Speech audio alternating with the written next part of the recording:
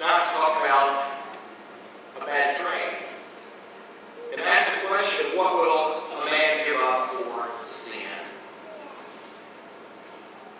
There are people, maybe even you yourself, enjoy trading, bartering, making a deal. Sometimes people make trades. Maybe it's something you have for a hobby. Or maybe it's something you do for your business. Maybe it's how you make your income in order that you can live day by day. There are those that seem to have a knack for making a good deal, a good business deal, making a good trade, making money, making income.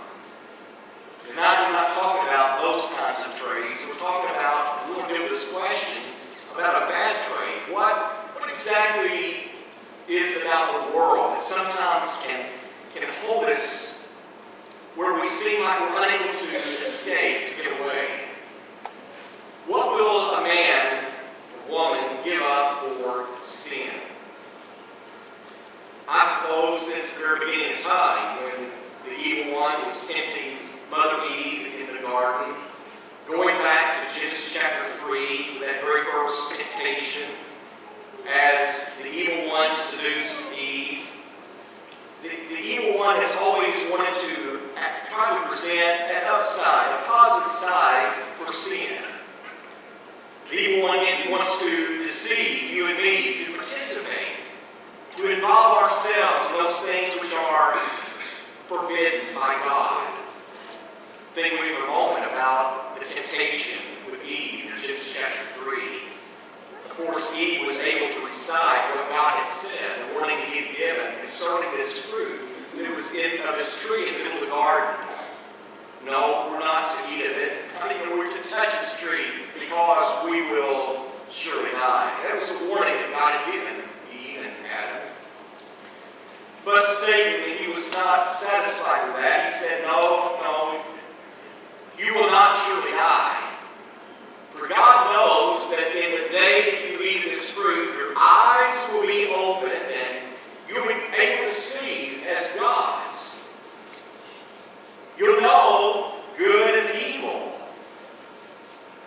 And so, from that time, even into our time, in this day and time, the evil one wants to deceive us, to make us think, to make us feel like that there is something positive we experience by disobeying God and participating in lawlessness, in immorality.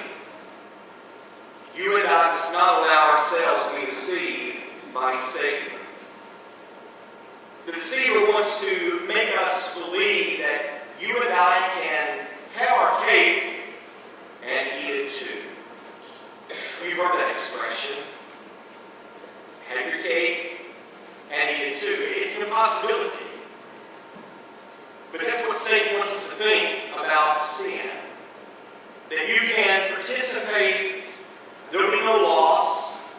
There's only that which is to gain by committing sin against God. As we mentioned earlier today, there are always consequences for sin.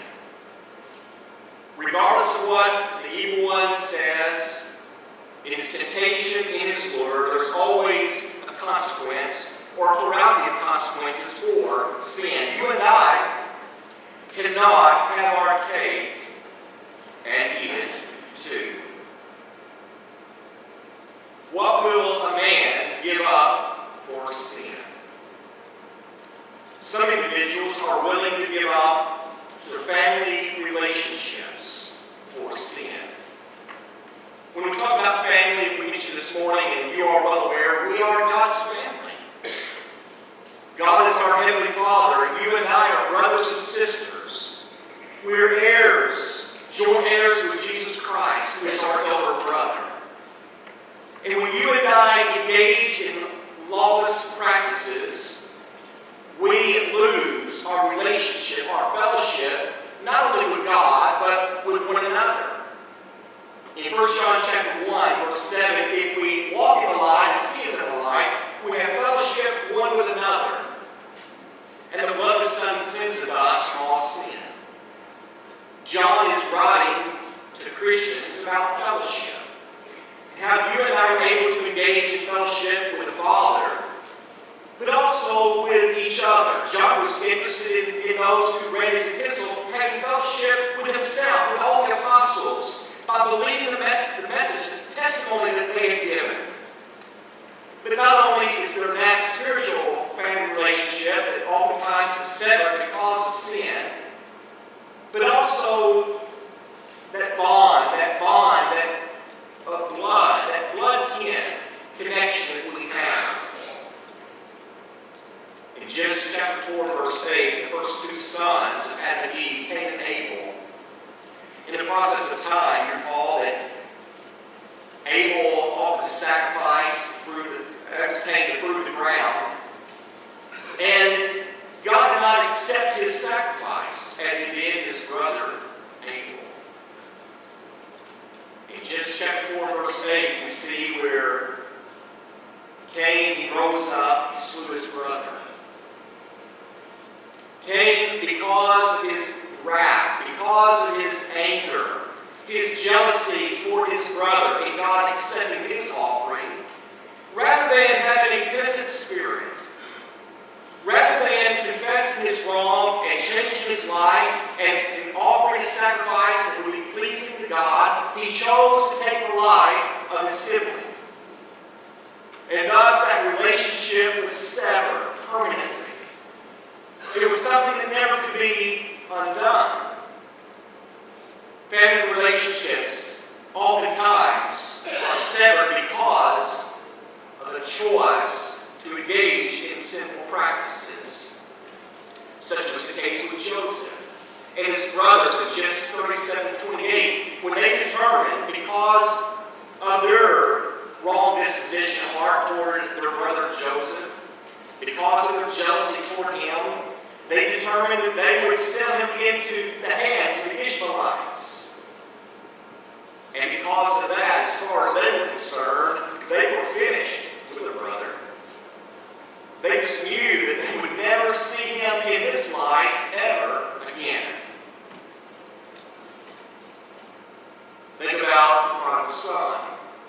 In Luke chapter 15, verse 11. The son who was blessed by his father. That bond, that relationship, that love that the father had for his son, yet he was not content with that relationship. Because he wanted to take his portion of the inheritance and go off into the far country, where he lived a life as a profligate. As he lived a life in immorality, sleeping with prostitutes, etc. He broke that relationship he had with his father, that relationship of love and peace and security, for something that was far less, and ultimately came to himself. Family relationships can be severed because of sin. Let's turn to the Old Testament for just a moment to the book of Proverbs, chapter 5, verses 20 through 23. In Proverbs 5, 20 through 23, the Bible says, "And why wilt thou, my son, be ravished with a strange woman, and embrace the bosom of a stranger? For the ways of man are before the eyes of the Lord, and he pondereth all his goings. His own iniquity shall take the wicked himself, and he shall be holden with the cords of his sins. He shall die without instruction, and in the greatness of his folly he shall go away." How many times throughout human history have husbands and wives separated themselves from that lifelong, what was to be a lifelong, permanent bond? As Jesus said in Matthew 19, "Whatsoever therefore God hath joined together, let not man put asunder." And how many relationships have been destroyed? How many husband and wife relationships and relationships with their children have been destroyed and marred because of a desire for an illicit relationship? What will you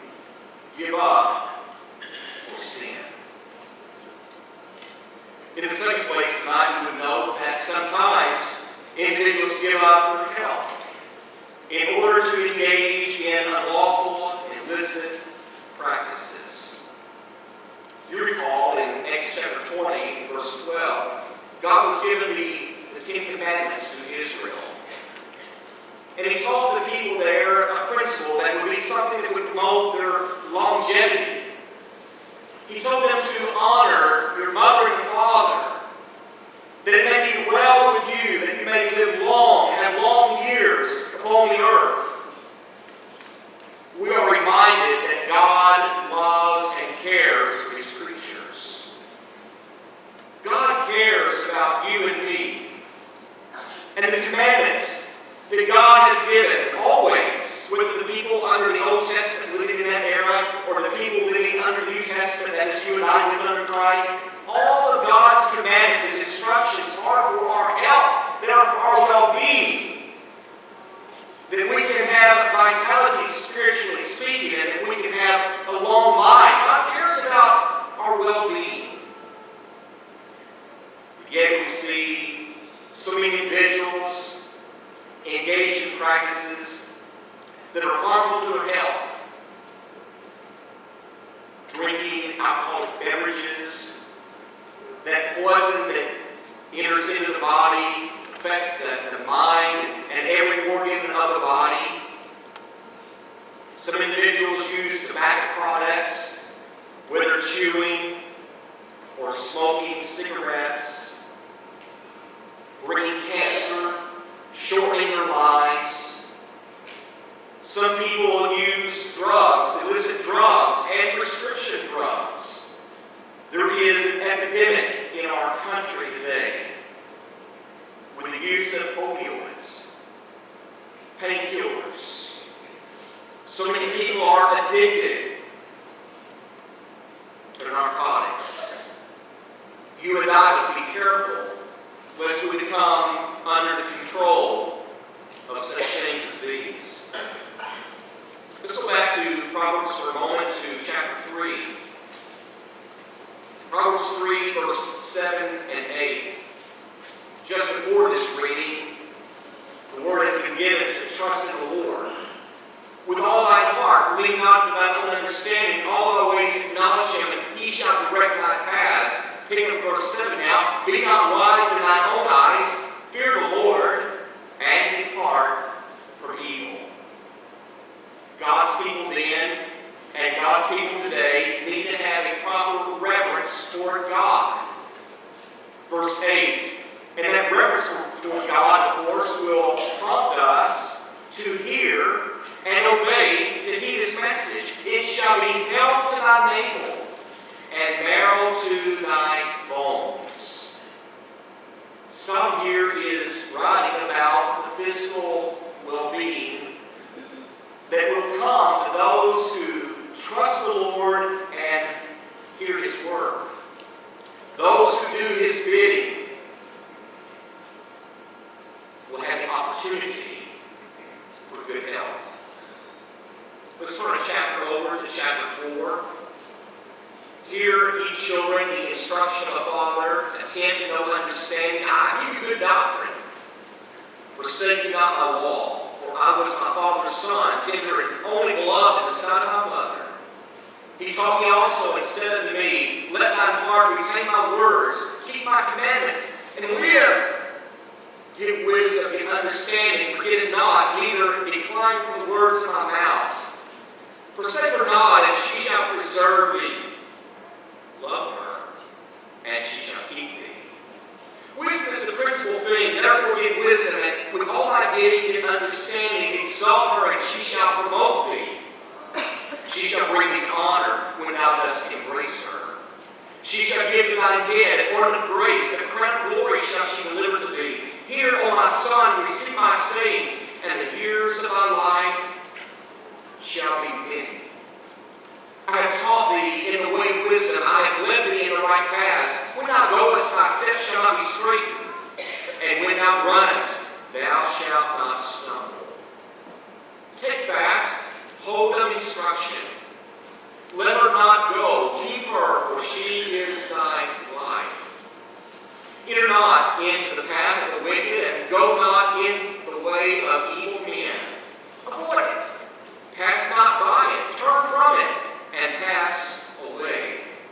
For they sleep not, except they have done mischief, and their sleep is taken away unless they cause some to fall. For they eat the bread of wickedness, and drink the wine of violence. But the path of the just is as the shining light that shines more and more unto the perfect day. The way of the wicked is as darkness. They know not at what they stumble. Hear me, people, my son. Attend to my words. Incline thine ear unto my sayings. Let them not depart from thine eyes. Keep them in the midst of thine heart, for they are life unto those that find them, and health to all their flesh. Keep thy heart with all diligence, for out of it are the issues of life. Put away from thee a froward mouth and perverse lips, put far from thee. Let thine eyes look right on, and let thine eyelids look straight before thee. Ponder the path of thy feet, and let all thy ways be established. Turn not to the right hand, nor to the left. Remove thy foot from evil. The wise man Solomon has a lot to teach us about wisdom, about heeding the instruction of the wise, in order that we might have health, that we might have well-being, that our years might be blessed and many as we make this pilgrimage. One other passage, Proverbs 8, 33 through 36. Hear instruction and be wise, and refuse it not. Blessed is the man that heareth me, watching daily at my gates, waiting at the posts of my doors. For whoso findeth me findeth life, and shall obtain favor of the Lord. But he that sinneth, watch it, but he that sinneth against me wrongeth his own soul. All they that hate me love death. So the question for you and me tonight is this: do we love life? Do we love peace? Would we have experienced good days? Or do we despise life and do we love death? Death is not your friend. In fact, Paul in the Corinthian epistle describes it as our enemy. The last enemy that shall be destroyed is death. Let us love life. We cited 1 Corinthians 6:18 this morning concerning committing the act of fornication. Every sin the man commits is without the body, but this is one exception. He that commits fornication sinned against his own body. There are repercussions that accrue to the physical body. I'm talking about every aspect of our being is affected by this sin. Our emotional well-being is attacked. Our physical well-being is attacked. Sexually transmitted diseases. A man who commits fornication is not wise.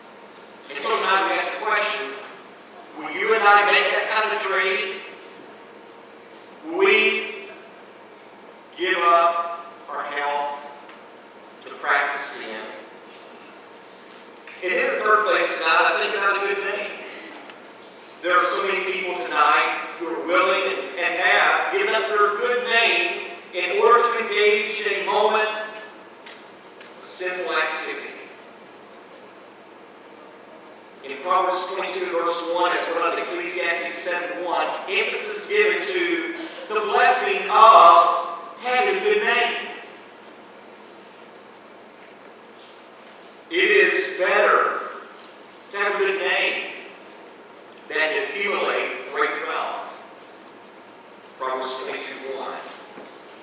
It's more desired to have a good name than precious ointment. Better is a good name than precious ointment.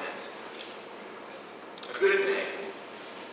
In just a moment of folly, a name that has been built for decades can be lost. Think with me about the words of the wise man again, Proverbs 32-33. Proverbs 6:32 and 33. But whoso committeth adultery with a woman lacketh understanding. He that doeth it destroyeth his own soul. It doesn't stop there. In verse 33, he adds, a wound and dishonor shall he get,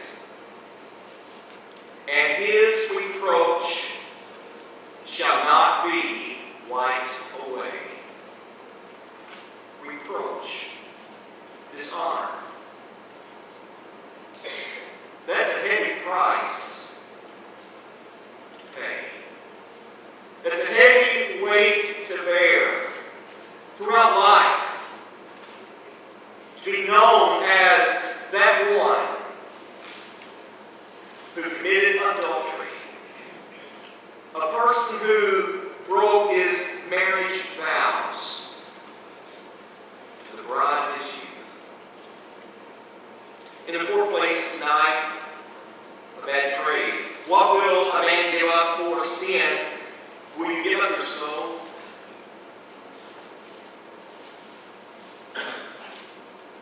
The soul of man. It's something you and I cannot see. As we've said so many times in the past, you and I are not a physical being with a soul. You and I are a soul or a spiritual being that happens to have a physical tabernacle, a tent. It is temporary.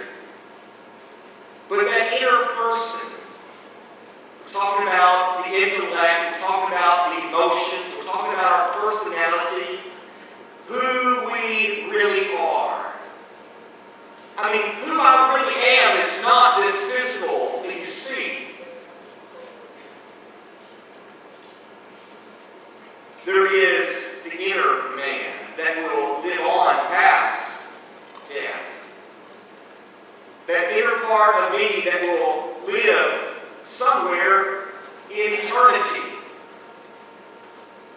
In Matthew 16, verse 26, Jesus underscores the value of your soul. I know that there are unbelievers around us. There are people that do not believe in God and spirit beings. And there are those who mock the idea that you and I have a soul within. But Jesus says in Matthew verse 16, verse 26, for what does a man profit if he shall gain the whole world and lose his own soul? For what shall a man give in exchange for his soul? And so think for just a moment, if we had this scale to balance, to weigh out the accumulation of the world's goods, everything that the world has to offer on one side of the scale and the soul on the other, which way would the scale tip? So many would think that the value of the world, what the world has to offer, is so much more important than the person, the individual, the soul. But that is living under the deception of the evil one. Because the value of your soul, is far, far greater than the value of the accumulation of the wealth of the world and everything that the world has to offer. He says, he asks this question, he wants you to think. Questions are meant to stimulate thought. Jesus wants his disciples, he wants, whether you're a follower of Jesus right now or not, Jesus serious about this, because it's a serious matter. What is a man profit if he shall gain the whole world? The other day, a woman, understand, won the lottery. Don't play the lottery. Don't gamble. But this woman, she worked in a hospital. She maybe was a nurse. She worked in the health field, and she played the lottery, and she won $700 million. She informed her workplace, I will be back. $700 million is a lot of money. The value, the combined wealth of the world is a lot of money. But Jesus, who has the greatest vision and insight, Jesus makes. Jesus understands the value of the soul. He says, what is a man profit if he should gain the whole world and lose his own soul? You and I, young people, we don't need to think long and hard about this. The soul. What price was paid to redeem it? Father gave His Son. The precious Son that He loved. He gave Him over to the cross in agony and died, as what Tom described Wednesday evening. The things that Jesus went through. Any moment, Father could have sent legions of angels to deliver Him, that He might not continue that process of crucifixion and death, and vicarious death for you and me. Jesus died for me. And that tells me something about what God sees in me and the value of my soul. And the very fact that my soul is not temporal. My soul will live on and on and on forever. What will a man trade? What will a man give up for sin? Will you give up your soul? Finally tonight, I think about heaven. The beautiful home of the soul that God has prepared for those that love Him. Jesus has prepared a place for His people. Heaven. We sing about heaven. How beautiful heaven must be. You and I, we cannot begin to fathom the glory, the splendor, the beauty of heaven. But it will surpass the most beautiful scene that you've ever witnessed, whether in person or a picture. Heaven will far excel the glory of this earth and the beauty thereof. In heaven, we'll not have to repair. Right now in Texas, Hurricane Harvey has smashed Texas coast. There's flooding. Widespread devastation. But in heaven, our mansion will not need repaired. There will be never anything that can destroy it. There will never be a need for a new roof.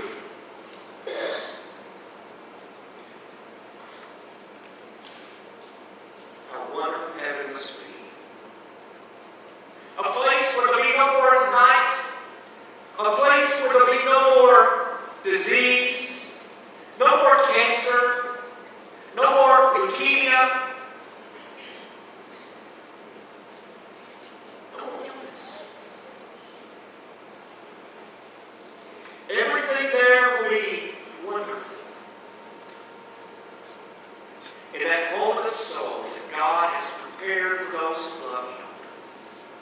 It's an eternal home. It never fades. It never decays.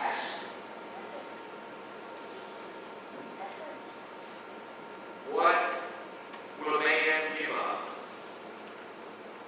for heaven? Moses, Hebrews chapter 11, he's spoken of as a man who would not trade his relationship with God and heaven for the temple. He would not allow the momentary pleasures of sin to sidetrack him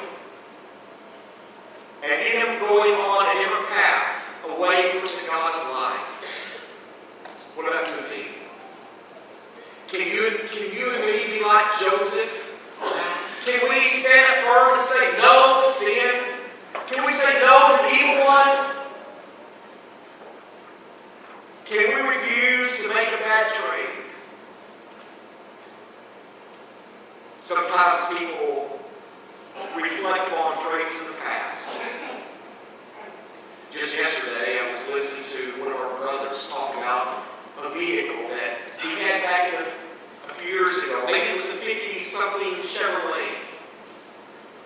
Or maybe it was a hot rod, sports car back in the 60s. I nearly gave it away. But you know, if I had that vehicle today and I could sell that vehicle, there are some vehicles today that can be sold for $250,000. Or maybe even over $1 million. If I had that vehicle today and I gave it away back in the day, I would be sitting pretty well. Sometimes we want to kick ourselves because of the bad choices that we made, because of the bad deals that we did. And I ask you tonight, when Judgment Day comes and we're sentenced, because we turned away from the Lord to serve sin, will you and I be thinking like that individual? Will we be thinking all through eternity, kicking ourselves, why did I trade? Why did I trade my soul? Why did I trade heaven? It's foolish.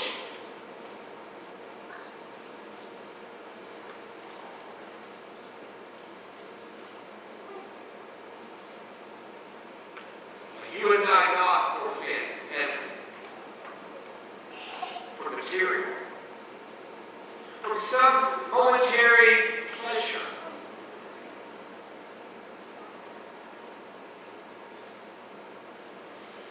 Judas made a trade.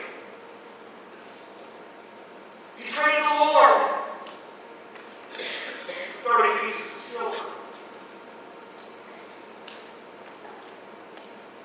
He made a trade. What will you trade the Lord for?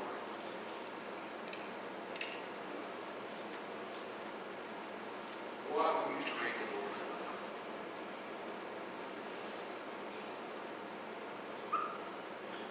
Tonight is subject to gospel call.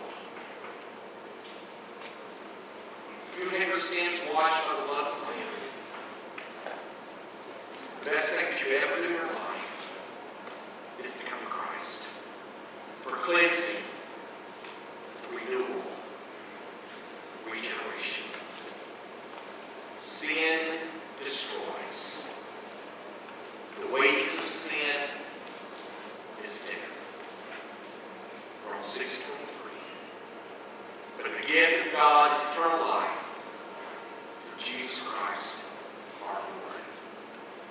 Will you come to Jesus tonight? Would you confess your faith in Him? Would you turn from your evil? Would you be baptized for